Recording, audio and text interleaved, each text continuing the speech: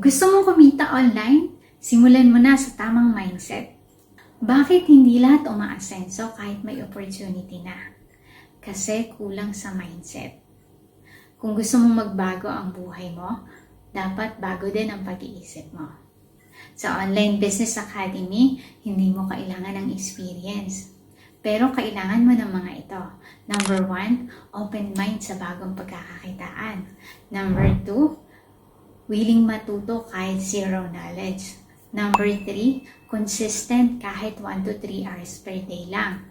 Number 4, mindset negosyante, hindi empleyado.